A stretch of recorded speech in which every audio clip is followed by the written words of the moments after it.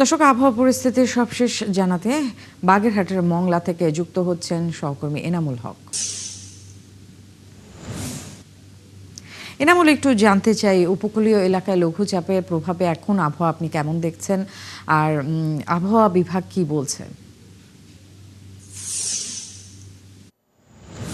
আবহাওয়া থাকলেও কিছুক্ষণ আগে কিন্তু এখানে এক পশলা বৃষ্টি হয়েছে। এই বৃষ্টির ফলে কিন্তু জনজীবনে কিছু ক্ষতি এসছে, তবে লঘুচাপের প্রভাব সেটি কিন্তু এখানে নেই। লঘুচাপের যে প্রভাব সেটি এখানে নেই। আর আবহাওয়া কিন্তু যেটা আমাকে জানিয়েছেন সেটা হচ্ছে এখানে আরো কয়েকদিন বৃষ্টি হওয়ার সম্ভাবনা রয়েছে এবং সেটি মাঝারি বৃষ্টি হবে।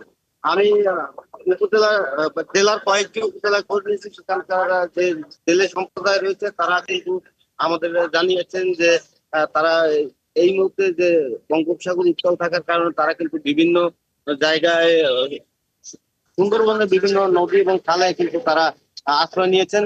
এছাড়া বন্দরের যে কার্যক্রম, বন্দরে দেশি বিদেশি আগত যে জাহাজ রয়েছে, আমদানি রপ্তানিকারক যে পণ্য রয়েছে, সেটিও কিন্তু স্বাভাবিক রয়েছে এবং স্বাভাবিকভাবেই কিন্তু এখানকার যে কার্যক্রম সেটি চলছে। এছাড়াও আপনি মানুষের যে স্বাভাবিক জীবনযাত্রা সেটিও স্বাভাবিক রয়েছে বলে আমি দেখছি। জেলার বিভিন্ন উপজেলায় কিন্তু বৃষ্টিপাত হয়েছে। এনামুল, আপনাকে ধন্যবাদ। দর্শক, এনামুল হক আমাদেরকে বাগেরহাটের মংলা থেকে আবহাওয়ার আপডেট জানাচ্ছিল।